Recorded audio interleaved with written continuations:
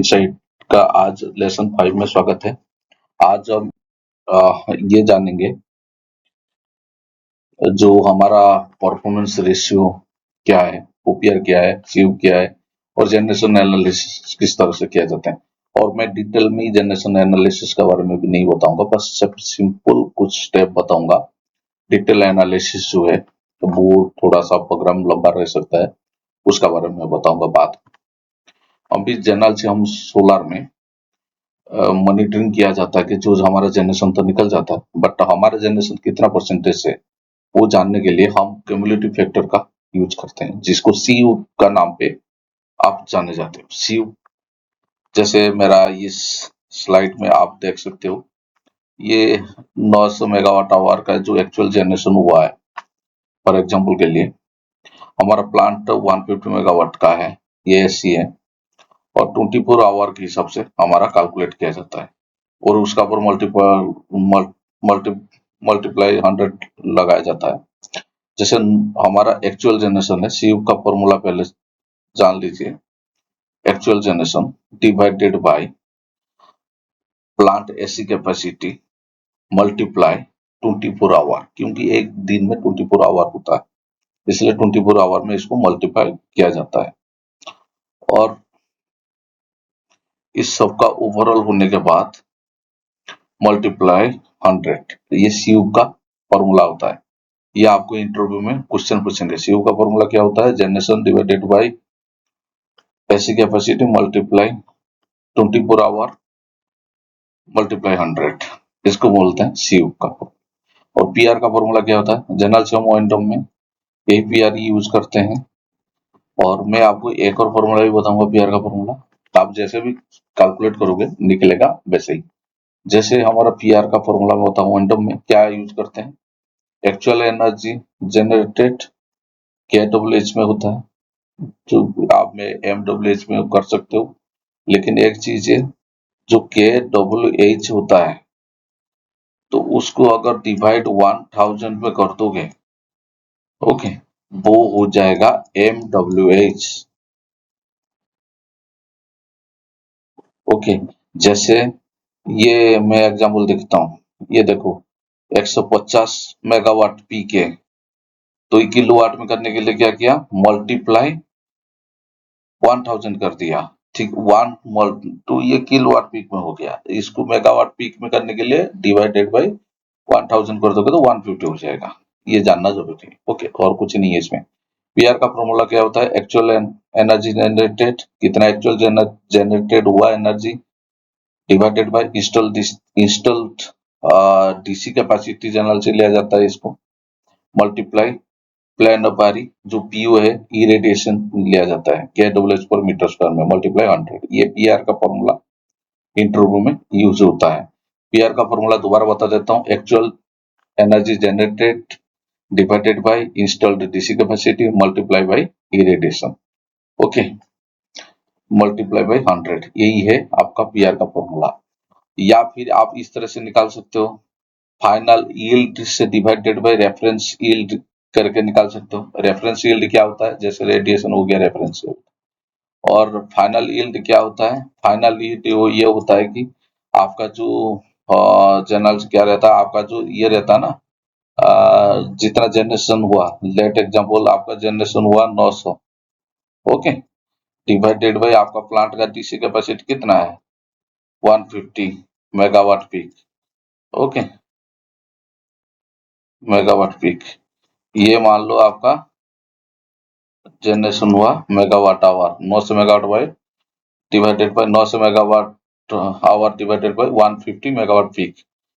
इसका अगर आप निकाल दोगे तो फिर 6 निकलेगा यील्ड, ओके, आपका ये निकलेगा यील्ड निकलेगा, ओके। तो फिर ये जो यील्ड को, ये जनरेशन यील्ड हो गया, फाइनल यील्ड हो गया, ओके। रेफरेंस यील्ड मतलब आपका रेडिएशन, रेडिएशन मान लो आपका 6.5, जैसे मैं एग्जांपल यहाँ पे दे रखा हूँ 6.5, ये यील्ड हो गया डिवाइडेड बाय 6.5 यील्ड, मल्टीप्लाई 100 कर दो 92.31। और यही चीज को आप इसी फॉर्मूला में भी लगा सकते हो, तो आपका भी वही निकलेगा पीआर। ओके, जनरल से most of the on term में यही यूज होता है, जो मैं दिखाया ना यही यूज होता है। लेकिन ये और ये दोनों सेम है, बट इसी में क्या है ना, आपको सिर्फ प्लांट स्पेसिफिक यील्ड पता पड़ जाएगा, आपका प्लांट का परफॉर्मेंस क्या है अगर कंपेयर करना है तो दूसरा प्लांट से। ओके, तो नेक्स्ट स्लाइड में चलते हैं। नेक्स्ट स्लाइड में एक और चीज में फैक्टर रहता है क्लिपिंग लॉसेस का। हम तो प्लांट तो लगा देते हैं, जैसे हमारा इन्वर्टर ले आया है, इन्वर्टर हमारा जो है 6200 किलोवाट इन्वर्टर लेके आ गए, बट हमारा किसी वजह से ग्रिड की तरफ से क्लिपिंग रहता है, क्लिपिंग मतलब इतना रेस्ट्रिक्शन रहता है, हम 5000 किलोवाट से ज्यादा नहीं दे सकते, वो ग्रिड का रिक्वायरमेंट रहता है। ओके, तो फिर इस केस में क्या होता है कि इन्वर्टर यहाँ तक जाता है और यहीं से क्लिप हो जाता है। ओके, तो लेकिन हमारा रेडिएशन तो इतना चलता रहता है, हमारा पीआर जो कैलकुलेट होता है वो इसी हिसाब से होगा। ओके, आपका एक्चुअल के हिसाब से होगा, तो ये किलोवाट पीक में आ जाएगा। ओके, ये किलोवाट पीक में जरूर रहेगा, तो इस हिसाब से होगा। तो फिर जनरल से हमारा क्या है ना, पीआर उस समय डाउन होता है। अब ये जो ज्यादा कैपेसिटी का लेने का फायदा ये है, हमारा ये जो कंडीशन है ये अर्ली अचीव होगा और थोड़ा सा लेट डाउन होगा, ये थोड़ा सा फैसिलिटी है। बट इसी एरिया में जनरेशन हमारा लॉस होगा, जनरेशन लॉस होगा मतलब हमारा इन्वर्टर यहीं से क्लिप कर जाएगा रेस्ट्रिक्शन के लिए। तो इसीलिए ये जो एरिया आप देख रहे हो ये क्लिपिंग लॉसेस बोल जाता है, बट आपका रेडिएशन ऐसे फ्लो में चलता रहेगा। ये जो इतना एरिया से जो रेडिएशन है इसी एरिया की सबसे कैलकुलेट किया जाता है कितना परसेंटेज मेरा क्लिपिंग लॉस हुआ। ओके, क्लिपिंग लॉस होता है जनरल से। क्लिपिंग लॉस में ये जैसे अतिरिक्त जो 1200 किलोवाट है वो हम यूज नहीं कर सकते हैं, जनरल सही बात है, हम यूज नहीं कर सकते, हम सिर्फ 5000 तक यूज कर सकते हैं, 6200 तक यूज नहीं कर सकते हैं। ये जो इधर है जो एरिया है यहाँ पे 1200, ये 1200 किलोवाट हम यूज नहीं कर सकते हैं। इसी एरिया को जो हम जनरेशन यूज नहीं कर सकते इसको हम क्लिपिंग बोलते हैं। लेट जब आप किसी सोलर प्लांट में देखे होगे, आपका प्लांट 80% चलता होगा, 80% चलता होगा, तो इतना बजे तक, उसका बाद आपका शटडाउन डीप करने लग जाएगा, 77 आ जाएगा। ओके, किसी समय 76 आ जाएगा, फिर बाद में यहाँ से थोड़ा बहुत आपका बढ़ेगा, जैसे 77 हो जाएगा, 77.5 हो जाएगा, और वो मेकअप नहीं होगा इसके लिए जो। लेकिन पीवी सिस्टम में क्लिपिंग लॉसेस का परसेंट दिया जाता है और इतना परसेंटेज पकड़ा जाता है, ये जो होगा इसमें ये एक्स्ट्रा क्लिपिंग होगा, तो फिर ये इसी अनुसार हमारा कैलकुलेट होता है। ओके, क्लिपिंग लॉसेस का। और ग्रिड ऑन अवेलेबिलिटी भी होता है, इसका दो तीन कारण है, जैसे ग्रिड फेल हो जाता है, ट्रांसमिशन लाइन किसी वजह से शट डाउन हो गया। ट्रांसमिशन लाइन देखो शट डाउन होना किसी किसी जगह में प्लांट अवेलेबिलिटी में भी रहता है, किसी किसी जगह में ग्रिड में रहता है, लेकिन मैक्सिमम केसेस में ट्रांसमिशन लाइन हैंड ओवर किया जाता है गवर्नमेंट को, पर मैक्सिमम केसेस में गवर्नमेंट हैंड ओवर नहीं लेते हैं।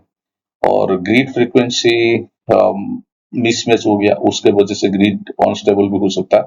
ग्रिड फ्रीक्वेंसी मिसमैच जो है ग्रिड की तरफ से आ जाएगा, ग्रिड फ्रीक्वेंसी ये बहुत बड़ा केस हो जाएगा अगर ग्रिड फ्रीक्वेंसी मिसमैच हो जाएगा। मैं दोबारा बोलता हूँ, बहुत बड़ा केस हो जाएगा अगर ग्रिड फ्रीक्वेंसी मिसमैच हो जाता था, क्योंकि पूरा इंडिया अंधेरे में डूब सकता है। ग्रिड फ्रीक्वेंसी एक बार हुआ था 2012 में, वो डिटेल में नहीं जाऊंगा, बाद में कभी बता दूंगा, बट पूरा इंडिया डूब सकता है उसमें ग्रिड फ्रीक्वेंसी मिसमैच जो 50 हर्ट्ज हम जो यूज करते हैं। ओके, तो मेंटेनेंस ब्रेकडाउन होता है, ग्रिड कभी कभार मेंटेनेंस के लिए ब्रेकडाउन लेते हैं, उनका तो वैसे सोलर आवर में, नॉन जनरेशन आवर में वो तो लोग नहीं समझते हैं, उनका मेंटेनेंस जनरल से दिन की वक्त में करते रहते हैं।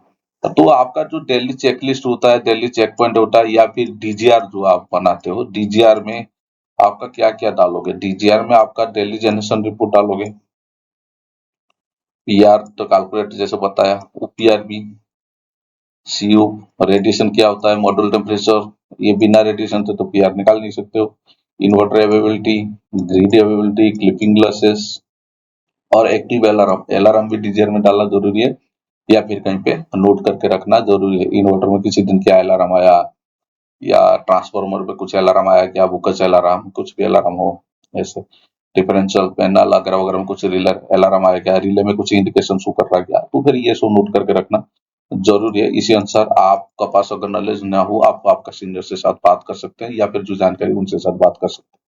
ओके, इग्नोर नहीं करना चाहिए कोई भी अलार्म को। देखो सोलर मॉड्यूल में सॉइलिंग, टेम्परेचर और सेटिंग मिसमैच लॉसेस होता है। मैं आपको ये पीवी सिस्ट का मेन कॉन्सेप्ट में बता दिया, किसी दिन पीवी सिस्ट का भी बता दूंगा। सॉइलिंग होता है, टेम्परेचर लॉसेस होता है, सेटिंग होता है और मिसमैच लॉसेस। शायद जो मेरा पहला लेसन नहीं देखें वो पहले देख ले, मिसमैच लॉसेस कैसे होता है सोलर मॉड्यूल की वजह से, वो भी मैं बताया था। सेटिंग लॉसेस कैसे होता है वो भी बताया था। और सॉइलिंग लॉसेस की होता है due to lack of module cleaning, जहाँ पे डस्ट एक्यूमुलेशन ज्यादा है उस वजह से होता है। और डीसी केबलिंग लॉसेस भी होता है, जैसे हम डीसी केबल डालते हैं उसके लिए केबल लॉसेस भी होता रहता है। इन्वर्टर में क्लिपिंग और डाउन टाइम भी होता है। क्लिपिंग का तो मैं बात बता दिया पहले पहले स्लाइड में जस्ट। और डाउन टाइम भी होता है, किसी वजह से इन्वर्टर अगर डाउन हो जाता है उसके लिए लॉस होता है।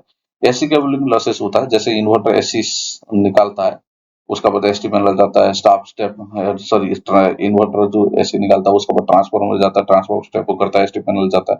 11 के वो 30 जगह भी तो एमसीएटर डाला जाता है, उसका भी केबल लॉसेस भी रहता है। उसका कैलकुलेशन भी किया जाता है, डिजाइन कैलकुलेशन में बाद में कभी बता दूंगा।